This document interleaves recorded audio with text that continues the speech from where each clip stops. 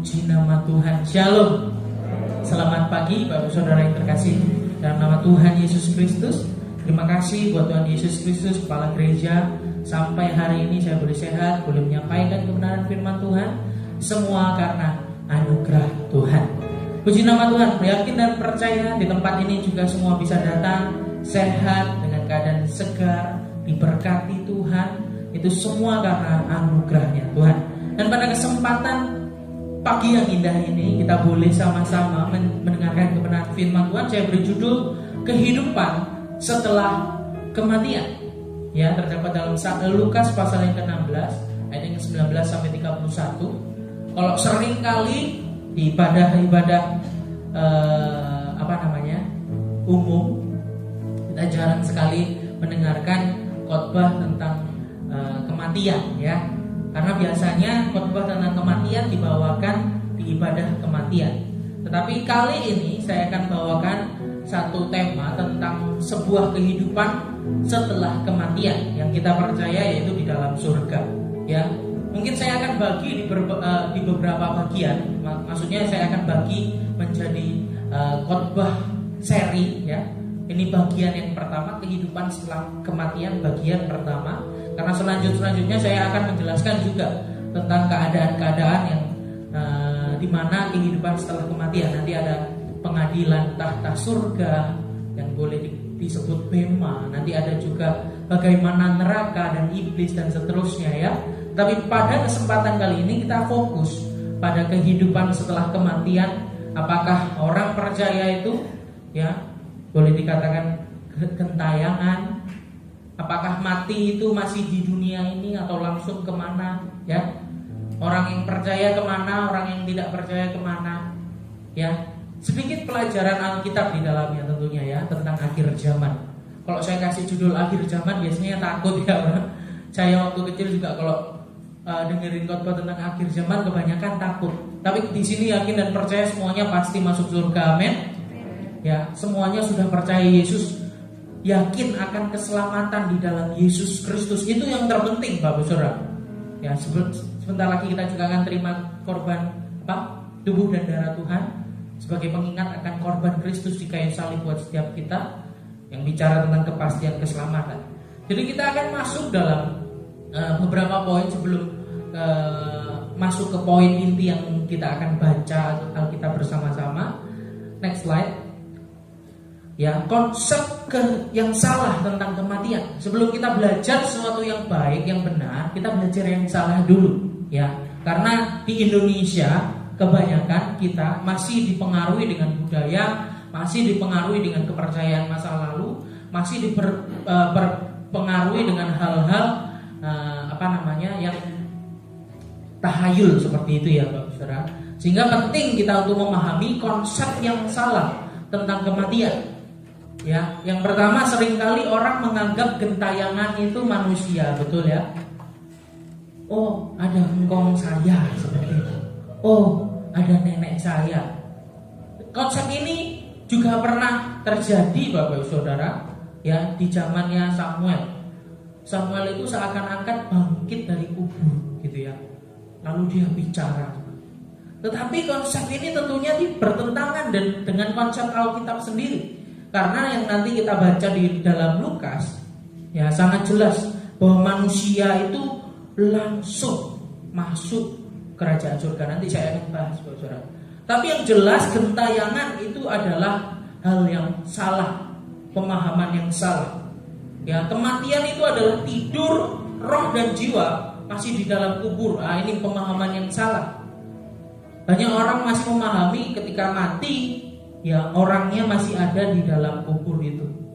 Jiwanya masih ada di dalam kubur itu. Rohnya masih ada di dalam kubur itu. Ya. Kalau tubuhnya jelas ada di kubur itu, ya, Saudara, masih ada. Tapi jiwa dan rohnya tidak ada lagi di dalam kubur. Ya.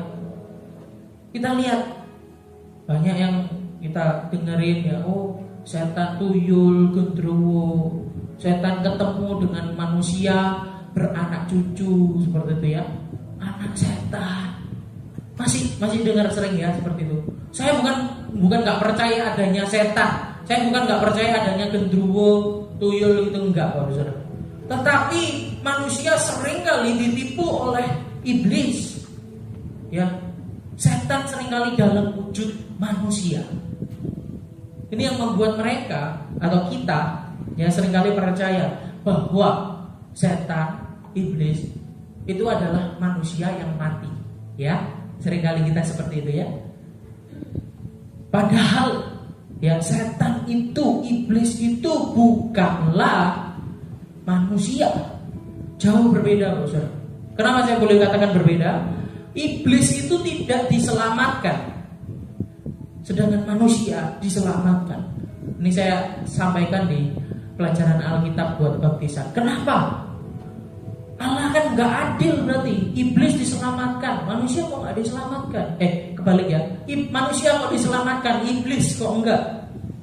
Karena iblis diciptakan dalam kekekalan. Dia tidak bisa mati seperti manusia yang memiliki tubuh.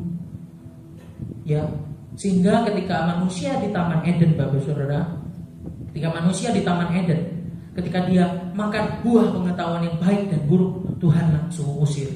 Karena apa? Ketika dia makan buah pengetahuan baik dan buruk itu, dia berdosa. Kalau tidak diusir Tuhan, dia bisa-bisa, manusia bisa-bisa makan buah kehidupan yang membuat dia menjadi kekal, sehingga manusia tidak bisa diselamatkan. Tuhan tidak mau itu, sehingga Tuhan usir manusia dari Taman Eden supaya kita beroleh keselamatan. Itu kasihnya Tuhan, Bapak Saudara. Beda manusia sama iblis, beda manusia dengan setan. Jangan sekali-kali kita mudah diperdaya oleh setan iblis. Kita baca di Yohanes 8 ayat 44c. Yohanes 8 ayat 44 bagian yang dan C, saya bacakan buat kita. Langsung bacakan semua di ayat 44. Iblislah yang menjadi bapamu, dan kamu ingin melakukan keinginan-keinginan bapamu. Ia adalah pembunuh manusia sejak semula dan tidak hidup dalam kebenaran, sebab di dalam dia tidak ada kebenaran. Apabila ia berkata dusta, ia berkata atas kehendaknya sendiri, sebab ia adalah pendusta dan bapa segala dusta. Iblis adalah pendusta. Kita mesti ingat, setan itu adalah penipu yang ulung. Umurnya sudah berabad-abad, Bapak Saudara. Sehingga dia masuk sejak zaman Adam, dia menipu Hawa dan berhasil. Kita lihat, jangan sampai kita, orang-orang yang sudah ditebus darahnya Tuhan, orang-orang yang sudah percaya Yesus Kristus sebagai Tuhan dan Juru Selamat, telinga kita, mata kita diperdaya oleh kebusukan setan, kebusukan iblis. Kita harus percaya bahwa di dalam kebangkitan, kematian dan kebangkitannya Tuhan ada kemenangan. Iblis sudah dikalahkan. Di dalam Alkitab juga dikatakan dia seperti singa yang mengaum, bukan yang menerkam, mengunyah ya Bapak. Karena apa? Dikatakan singa ompong. Iblis itu sudah ompong. Kemenangannya sudah kita miliki di dalam Kristus. Tetapi karena dia penipu, dia masih bisa tipu kita.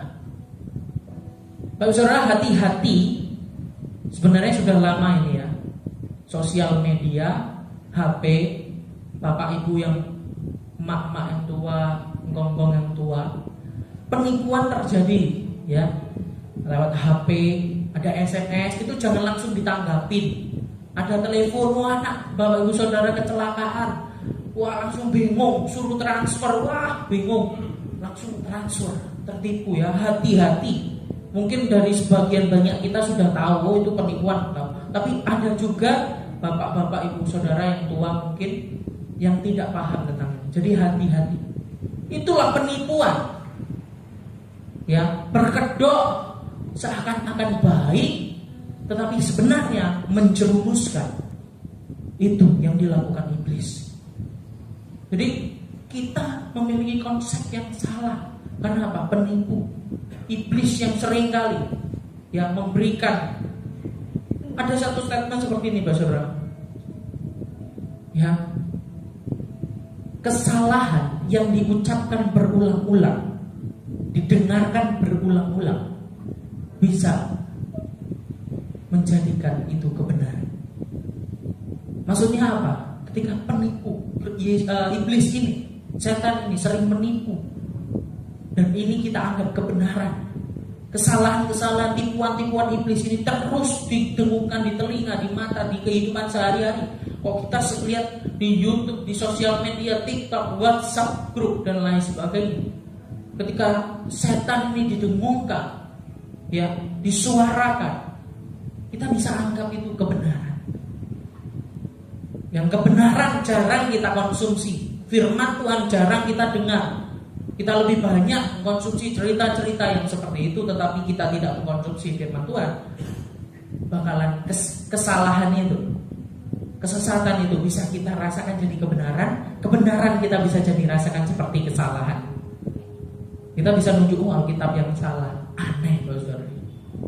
Tapi itulah, makanya kita harus bentengi hidup kita dengan kebenaran firman Tuhan. Ini konsep yang salah tentang kematian. Tidak ada saudara yang namanya gentayangan. Ya, kematian hidup di dalam kematian yang sebenarnya itu bukan seperti gentayangan. Ya, lalu ada manusia atau manusia yang jadi hantu. Hantu itu menikah dengan manusia. Setan itu saudara adalah malaikat yang jatuh. Kalau ada tulisan kuno katakan Luciel, ya, karena ada Gabriel, ada Mikael, jadi Luciel. Tapi ketika jatuh dibilang Lucifer. Nah, ini ada tulisan Yahudi kuno, ya, mengatakan seperti itu. Tapi pokoknya saudara, malaikat itu adalah setan yang jatuh. Mari kita lihat di Wahyu pasal yang ke-12 ayat 4 bagian A. Wahyu 12 ayat yang 4 bagian yang A. Dan ekornya menyeret sepertiga dari bintang-bintang di langit dan melemparkannya atas bumi. Dan naga itu berdiri di hadapan perempuan yang hendak melahirkan itu untuk menelan anaknya segera sesudah perempuan itu melahirkan.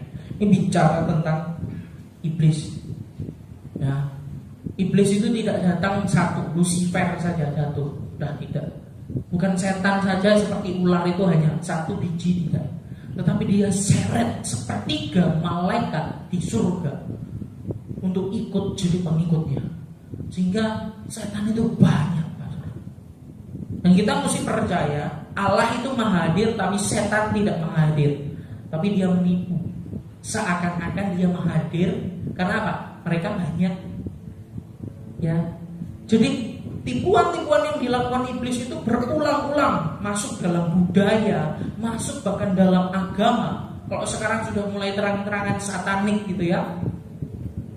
Yang bahaya, lebih bahaya itu bukan yang terang-terangan. Yang lebih bahaya itu yang masuk melalui pintu-pintu sehari-hari, ya. Sehingga penting buat kita memahami.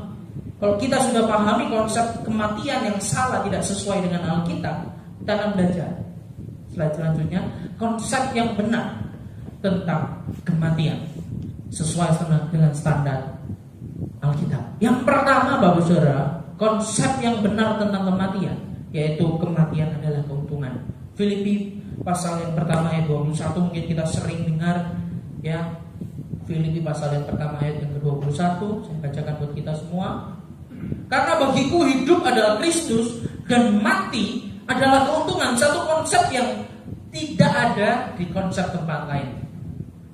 Mati keuntung, ya. Kok di ibadah kematian seringkali ucapkan kenapa kematian adalah keuntungan? Karena kita beroleh keselamatan. Kita beroleh hidup kekal. Kita tidak sakit lagi. Kita tidak merasakan sedih lagi. Kita tidak lapar lagi. Ya. Ini konsep yang pertama, bahwa kematian adalah keuntungan. Ketika manusia menghadapi satu kematian, ini sebenarnya adalah hal yang paling menakutkan, bukan buat manusia. Tetapi firman Tuhan katakan buat kita hari ini bahwa kematian adalah keuntungan.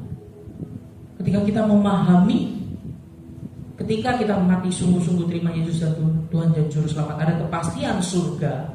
Dan kita akan bahas minggu-minggu selanjutnya tentang surga ini. Bagaimana surga itu?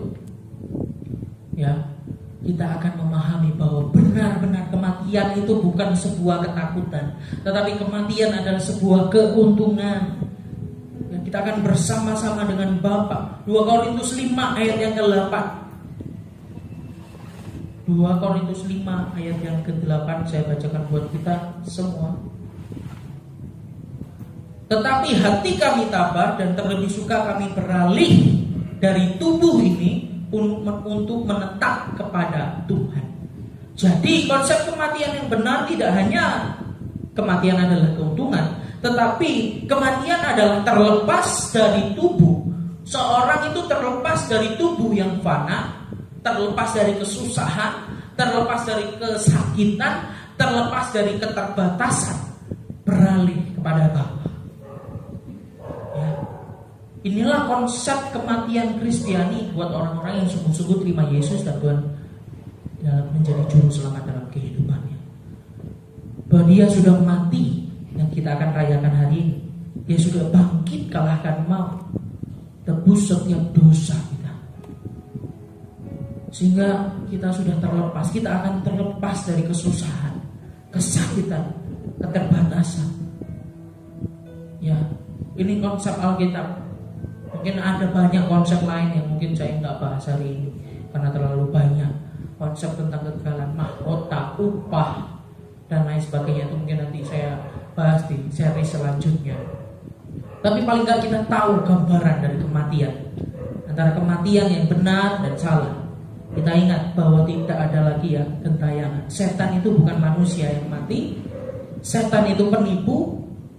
Kalau Bapak Saudara diperlihatkan setan, dia datang untuk nakut-nakutin. Jangan takut karena Tuhanmu lebih besar. Amin. Barusan saja kita nyanyikan, saya kalau nyanyi lagu ini terberkati Bapak Saudara. Aku punya Tuhan yang besar.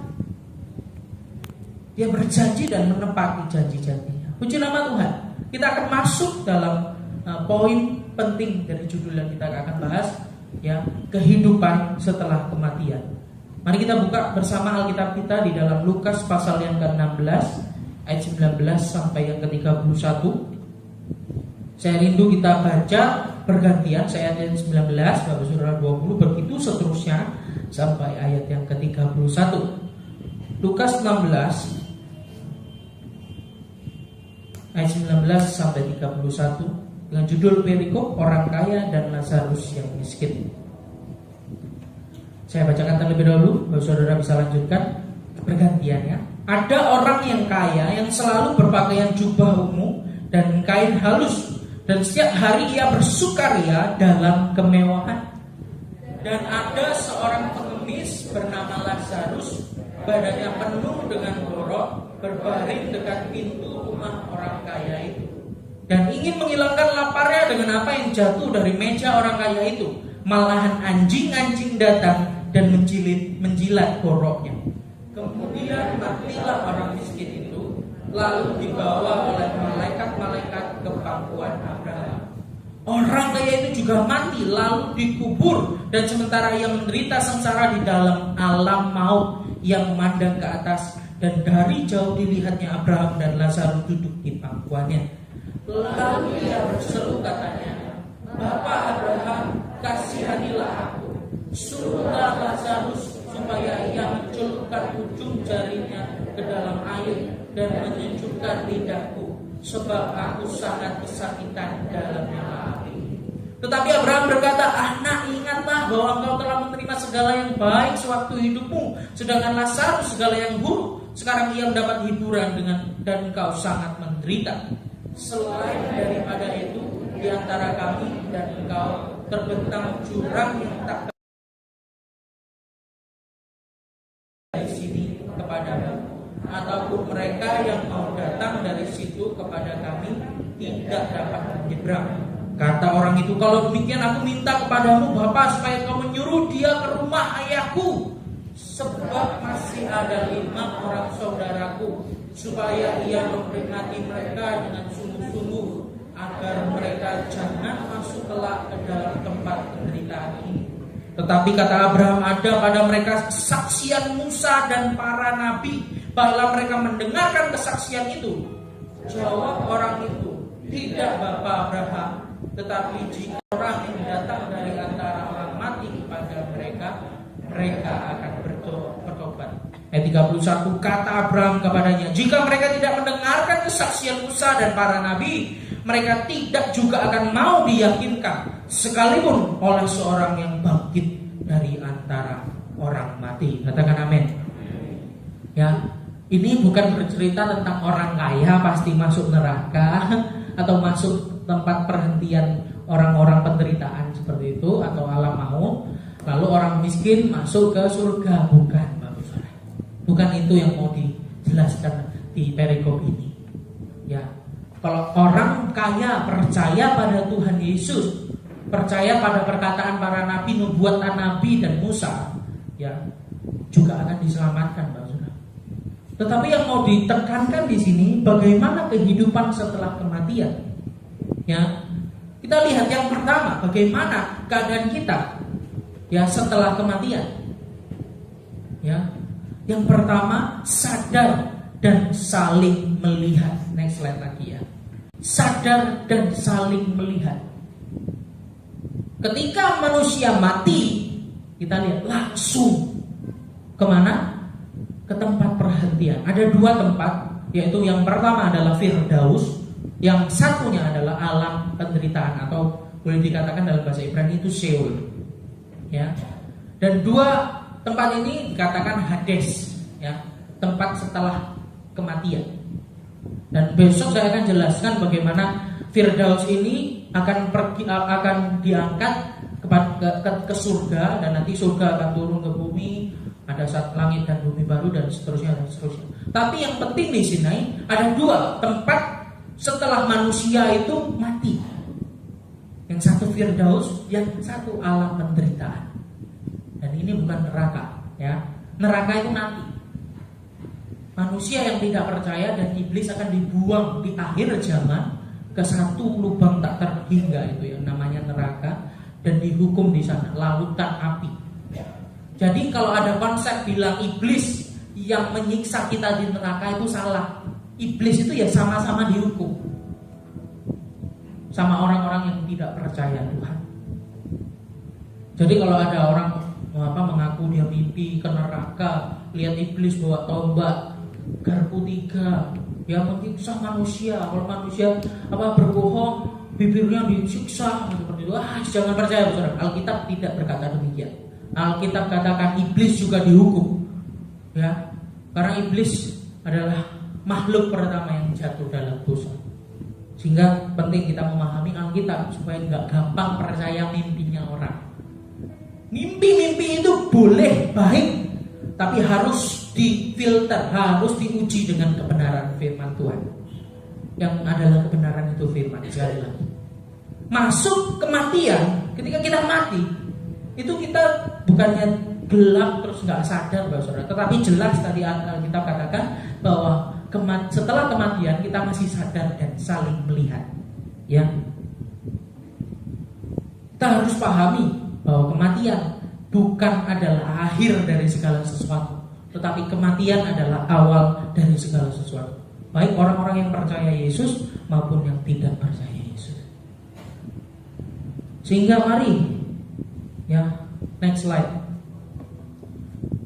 Kita tidak berusaha melarikan diri dari kehidupan ini dengan memimpikan surga, tetapi kita menemukan bahwa kita dapat menjalani hidup ini karena kepastian surga. Jangan sampai, Bapak Saudara, kita merasakan sakit di bumi, gak enak di bumi, ya. Kita merasakan hal-hal kesengsaraan di bumi, lalu kita kepingin cepet-cepet ke surga, Bapak Saudara. Saya pernah lakukan, saya pernah merasakan hal ini. Rasanya enaknya mati masuk surga gitu ya. Tetapi ganti motivasi kita. Kita harus menemukan bahwa kita dapat menjalani hidup ini karena ada kepastian surga. Sehingga kesengsaraan di bumi, ya, kita hadapi dengan satu pengharapan, ada kemuliaan yang Tuhan sediakan di surga. Bahwa kehidupan setelah kematian itu sadar ada, kita bisa melihat. Mungkin Bapak Saudara ada orang-orang yang sudah terlebih dahulu meninggalkan keluarga Bapak Saudara yang terkasih, Dia bisa melihat. Mungkin dia bisa melihat kita dari surga atau dari Firdaus. Ya, yang nanti akan diangkat ke surga. Kita boleh katakan surga lah. Dan yang di tempat perhentian penderitaan alam maut itu, Seol itu, Pak Saudara, dia juga akan melihat. Ya. Sehingga tentunya sangat tersiksa, bukan? Tahu gitu. Nah, kalau penyesalan itu datang terakhir, Pak Saudara. Tahu gitu. Dia bahkan masih mikirkan saudaranya. Tuhan kalau boleh. Dia bisa melihat. Lalu yang kedua, bagaimana keadaan kita setelah kematian? Saling mengenal. Jadi jangan takut Bapak Saudara kalau Bapak Saudara punya suami, istri atau anak atau orang tua yang sudah terlebih dahulu, yang sudah terima Yesus ke surga. Nanti suami saya kenal gak ya sama saya nanti ketika sudah mati? Masih kenal Bapak Saudara. Istri saya kenal gak ya? Kenal. Bapak Saudara akan bersukacita di surga. Satu pengharapan yang indah buat Bapak Ibu Saudara yang mungkin ditinggal kekasih hati. Dan ini juga jadi penghiburan saya. Om Mel itu kenal ya, Bapak Gembala kenal. Dan ketika kita akan menjemput, datang bersama-sama gitu ya, sudah waktunya pulang ke rumah Bapak, mungkin mereka bisa sambut kita seperti itu ya, bersama dengan Bapak Abraham. Ya, kita saling mengenal. Di Lukas pasal yang ke-16 ayat 23 sampai 24 saya bacakan ulang. Orang kaya itu juga mati lalu dikubur, dan sementara ia menderita sengsara di alam maut, langsung ya Saudara. Jadi dia tidak gentayangan di bumi tetapi langsung ke alam maut. Ia memandang ke atas dan dari jauh dilihatnya Abraham dan Lazarus duduk di pangkuan. Dia kenal, dia bisa lihat Abraham dan Lazarus. Ya, lalu ia berseru katanya kepada Bapak Abraham, kasihanilah aku karena tersiksa Saudara. Panas. Ya, dibakar tetapi tidak mati, mengalami kesakitan yang luar biasa. Suruhlah Lazarus supaya ia menculupkan ujung jarinya ke dalam air dan menyejukkan lidahku, sebab aku sangat kesakitan dalamnya api. Saking panasnya Saudara, 1 titik air itu berharga.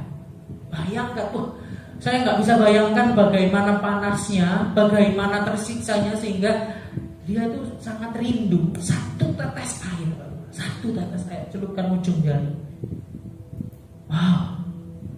Ya, kita lihat bahwa di dalam setelah kematian itu kita bisa saling mengenal, dan ada hal-hal yang kita lihat ya di situ.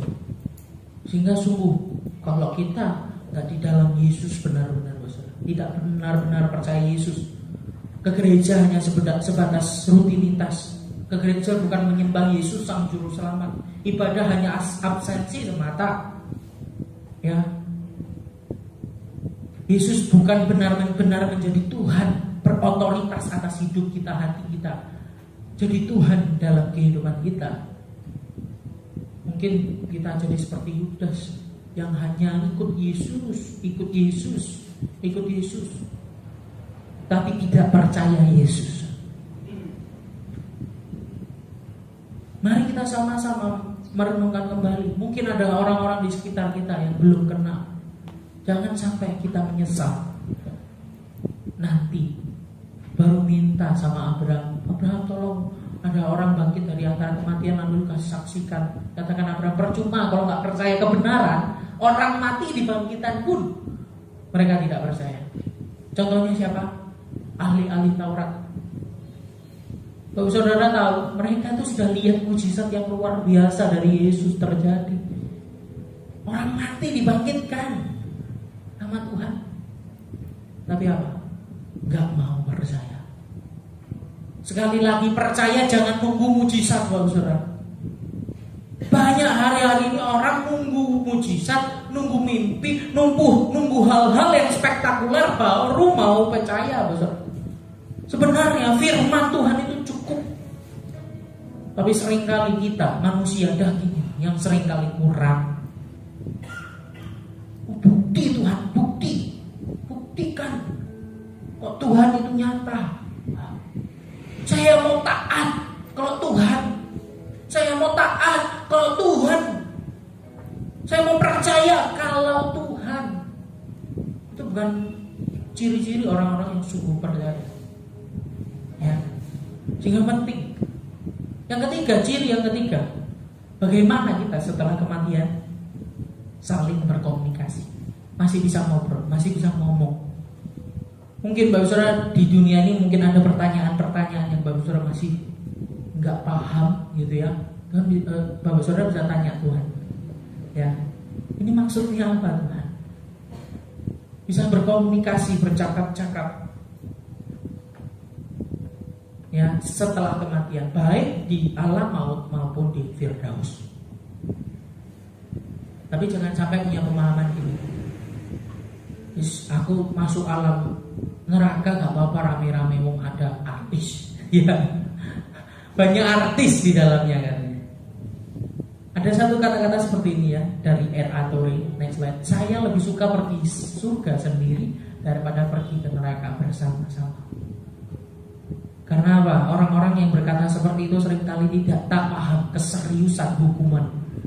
Keseriusan hukuman neraka yang dia akan hadapi. Keseriusan penderitaan, kesengsaraan yang jauh lebih menderita daripada di dunia.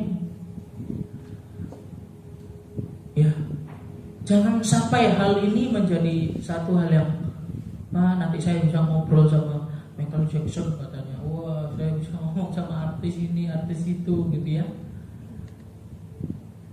Guyon Pak.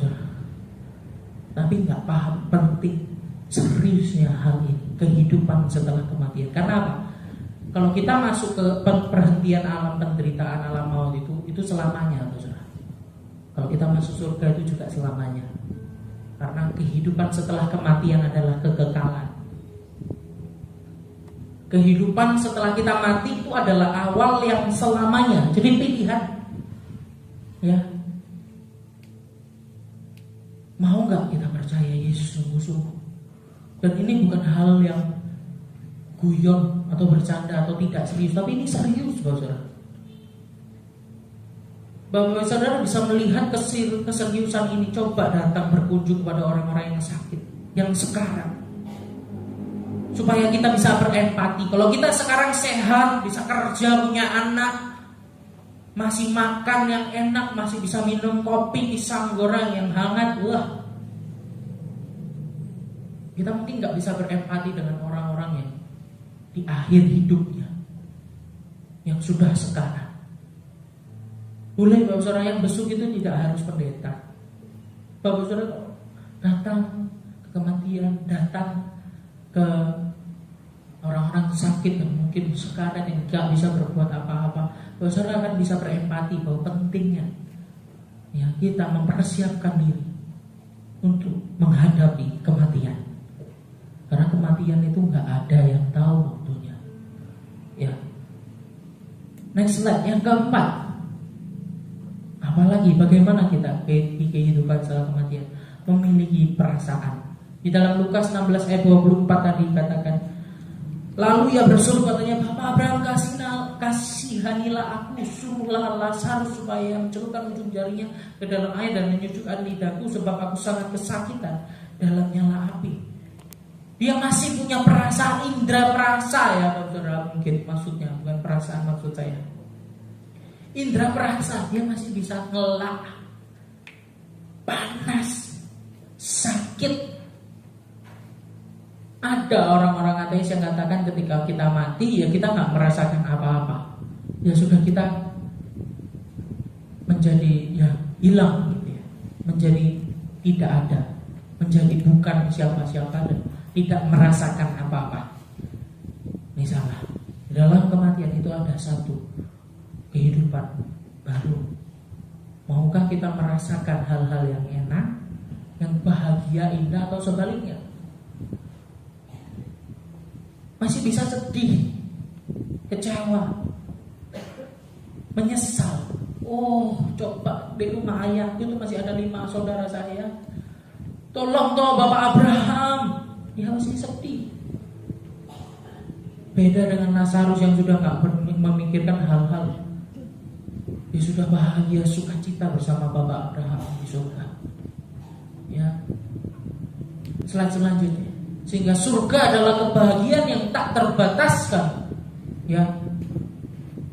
Tidak terbatas kemurahan yang tidak pudar, kebahagiaan yang tidak terbatas, dan kenikmatan yang tidak terselami. Tentunya kalau neraka atau alam maut tadi sebelum ke neraka, sebaliknya, bukan? Seringkali manusia paham gambaran surga dan neraka, tetapi masih hidup dalam kenikmatan dosa di dunia.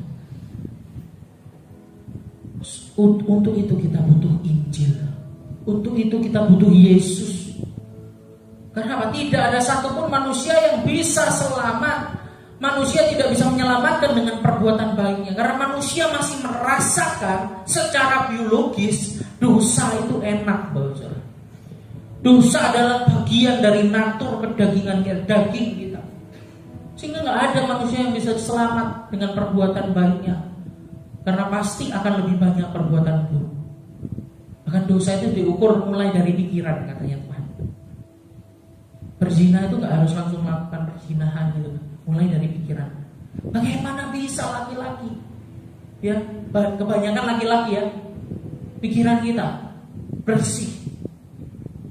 Pernah mungkin laki-laki dari kita ketika berdoa sungguh-sungguh tiba-tiba lewat hal-hal yang tidak baik itu di dalam pikiran. Karena apa? Karena kita lemah. Kita orang berdosa yang butuh Tuhan, butuh juru selamat. Hingga mari, ya, supaya kita tidak mengalami kesusahan. Saya nggak nakut-nakutin, Bapak Saudara, tentang surga dan neraka ya. Selama ini juga saya seringkali sampaikan tentang kabar baik Injil yang menghiburkan. Tapi sekali-sekali kita butuh tahu tentang neraka. Karena apa? Supaya kita aware, jaga, paham kalau ini serius. Seminggu sekali kita boleh ke gereja, paham kalau itu hal yang serius. Tiap hari kita boleh berdoa, pagi, malam, siang, sore, paham kalau itu serius. Dan paham bahwa keselamatan di dalam Yesus itu yang terpenting dalam kehidupan kita. Sehingga kita boleh beroleh surga yang adalah kebahagiaan, kemurahan, kebahagiaan yang tak pernah pudar, dan kenikmatan yang tak terselami. Sukacita, damai sejahtera yang melampaui segala akal yang mungkin di dunia kita tak pernah rasakan. Seperti itu. Dan yang kelima, yang terakhir, Bapak Saudara, ya, bagaimana kehidupan kita setelah meninggal, setelah kematian? Masih mengingat perkara di bumi. Ayat 27 dan 28 dikatakan, saya bacakan. Kata orang itu, kalau demikian aku minta kepadamu Bapa, supaya engkau menyuruh dia ke rumah ayahku. Bicara sama Abraham ya, saudara. Sebab masih ada 5 orang saudaraku, supaya ia memperingati mereka dengan sungguh-sungguh, agar mereka jangan masuk ke dalam tempat penderitaan ini. Saudara, kita masih mengingat ketika kehidupan setelah kematian itu, kita masih mengingat perkara-perkara di bumi. Sehingga jangan sampai kita menyesal. Ya, saudara kita yang benar-benar kekeh gak mau terima Yesus, kita doakan, kita puasa. Berapa banyak dari kita puasa untuk orang lain? Sering-seringnya kita puasa untuk kenikmatan, kebutuhan kita, atau anak-anak kita, atau masa depan anak kita. Cuma kepentingan kita saja. Ada yang puasa untuk orang lain diselamatkan. Padahal di Alkitab kebanyakan puasa itu bicara tentang melepaskan belenggu kelaliman, menyelamatkan orang. Karena apa? Kita tahu kita nggak bisa menginsyafkan orang lain. Yang bisa menginsyafkan orang lain itu Yesus, Roh Kudus. Tetapi kita hanya bisa sebagai alat penyampai kabar baik itu, sehingga orang itu bisa diselamatkan melalui kita. Roh Kudus bisa menginsyafkan hatinya.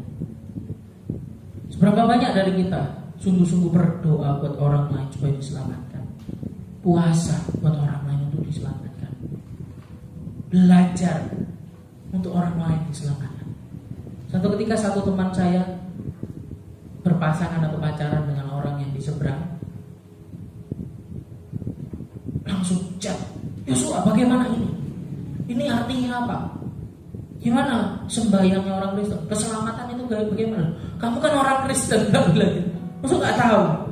Iya, aku takut salah kalau ngomong apa, supaya dia mau terima Yesus, karena mau nikah, karena pacarnya ya. Dalam hati saya, kalau setiap orang Kristen kayak gitu, nggak cuma sama pacarnya, luar biasa, sampai gitu. Wah, tanya ini lagi, tanya chat terus ya. Saya sibuk, nanti ya tunggu, saya punya buku yang bisa menjawab semua pertanyaan. Nanti kamu baca sungguh-sungguh atau kasihkan pacarmu itu suruh baca, ya, bicara tentang kekristenan dan ya itu agama sebelah. Ya, kalau misalnya semua orang Kristen bisa mau sungguh-sungguh memberitakan Injil, minimal nggak usah jauh-jauh ke ujung bumi, mulai dari saudara bapak saudara yang bapak saudara kasihi, mulai dari situ, wah jadi luar biasa, banyak jiwa-jiwa dimenangkan. Next slide. Dikatakan oleh seorang yang bernama John MacArthur, surga itu abadi, bumi itu bersifat sementara. Mereka yang menaruh semua cinta mereka pada hal-hal yang sementara di dunia ini adalah orang-orang yang benar-benar melarikan diri, karena mereka dengan sia-sia berusaha menghadapi keabadian, menghadapi kehidupan setelah kematian, dengan bersembunyi di balik bayang-bayang hal-hal yang sementara. Kalau kita di dunia ini, apalagi anak-anak muda, jangan bilang, oh hidup saya masih 50 tahun lagi, senang-senang dulu, gitu ya. Jangan, nggak ada yang tahu. Kalau anak-anak muda sekarang mungkin sering dengan TikTok bicara soal investasi. Investasi masa depan. Kalau orang lama taunya itu nabung untuk masa depan. Ya. Next slide. Cara Anda menyimpan harta di surga adalah dengan berinvestasi untuk membawa orang ke sana. Sistemnya, kalau kita bawa jiwa untuk Tuhan, kita juga dapat upahnya. Kita nyimpan harta di surga. Jadi kita nyimpan harta di surga itu tidak hanya melakukan bakti sosial, tidak hanya kita melayani secara fisik, tidak hanya seperti saya menggembala atau bapak-bapak menjadi pemimpin gembala atas keluarga itu dapat upah juga ya, atau ibu-ibu menggembala anak-anaknya ya, atau bapak-bapak atau ibu-ibu yang bekerja menggembala satu perusahaan, pekerjaan, karyawan. Bapak saudara bisa bawa karyawan Kristen mungkin untuk datang beribadah lebih sungguh-sungguh lagi. Itu juga ada upahnya, gembala. Tidak hanya itu, tetapi ketika kita bawa orang yang belum percaya Yesus sebagai Tuhan dan Juru Selamat untuk datang diselamatkan, itu kita juga dapat upah. Itu satu cara investasi atau menyimpan harta di surga. Sudahkah kita menyiapkan kehidupan kita setelah kematian? Kalau keselamatan itu sudah kita terima, sungguh-sungguh kita sudah percaya sama Yesus sebagai Tuhan dan Juru Selamat, don't worry, jangan khawatir, kita pasti terima surga. Tapi sudahkah kita siap kumpulkan harta di surga? Matius 6 ayat 20, ayat terakhir buat kita semua. Saya undang pemain musik maju ke depan. Matius 6 ayat yang ke-20 saya bacakan bagi kita semua. Tetapi kumpulkanlah bagimu harta di surga. Di surga ngengat dan karat tidak merusakkannya, dan pencuri tidak membongkar serta mencurinya. Hari-hari ini Bapak Saudara, investasi gak jelas. Bank besar di dunia, di luar negeri itu banyak yang tutup, gak ada kepastian ya, turun apa naik. Saham-saham gak jelas. Perusahaan-perusahaan besar pun bisa bangkrut ya. Tupperware yang mungkin ibu-ibu sering pakai hampir bangkrut. Itu perusahaan besar sekali, terkenal sekali, bisa bangkrut. Karena apa? Kita kumpulkan harta di bumi sementara. Ngengat dan karat itu bisa merusakkan. Tapi ketika kita mengumpulkan harta di surga, ya, lengan dan karat tidak merusakkannya, pencuri tidak membongkar serta mencuri. Harta kita kekal untuk selama-lamanya. Hingga mari sama-sama kita mau persiapkan diri kita. Walaupun mungkin kehidupan kita masih panjang 50 tahun, itu kesempatan. Makanya hidup ini adalah kesempatan, dikatakan. Kesempatan memberi buah, menjadi berkat, menjadi garam terang, menjadi surat terbuka Kristus di dalam hidup kita. Kesempatan-kesempatan, ya, tidak bisa pun, tidak, sebaiknya jangan kita lewatkan. Jangan sampai seperti orang kaya di dalam cerita ini, saudara. Kalau bisa, ya, kalau orang kaya di bumi, kaya di surga, amin. Kalau memang Tuhan izinkan, atau mungkin karena keterbatasan kita nggak punya harta banyak di bumi, jangan kecewa. Ada kesempatan juga kita kumpulkan harta di surga. Kalau kepastian surga sudah kita terima, mari kita kumpulkan. Kalau bapak saya dulu ketika di Bangsal Salati, saudara, cerita pada saya, banyak susu, ai, orang-orang umum, tante-tante yang bangun gereja Bangsal Salati itu besar, ya, luas. Baru masuk sudah bangun besar gitu, ya. Ya, belum percaya Yesus. Ketika om keliling untuk besuk itu cuma bilang gini, om, tante, su, ai, jangan sampai cuma hartanya aja yang masuk ke surga. Ayo datang ke gereja. Dan berbondong-bondong mereka masuk ke gereja. Di Bangsal Salati itu cerita Bapak Gembala waktu sebelum dia dulu, ya. Mari, kalau kita pinter hitung-hitungan di dunia ini, kita hitung harta kita di surga, kita kumpulkan, ya. Kalau keselamatan sudah pasti diberikan, ya, kita kumpulkan hartanya. Mari, firman Tuhan mengingatkan kita tentang kehidupan setelah kematian. Ada surga, kita masih bisa melihat, bisa berkomunikasi, bisa mengenal, bisa mengingat perkara di bumi, ya. Yang terpenting mengumpulkan harta di surga, cari upah. Meskipun motivasi kita adalah kasih, motivasi kita bukan karena upah atau karena harta di surga, tetapi motivasi kita karena kita mengasihi siapa yang kita sembah.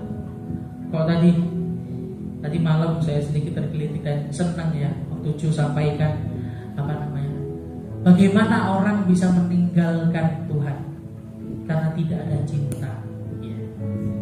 Kalau ingat mantan, katanya, mantan kekasih gitu, ya,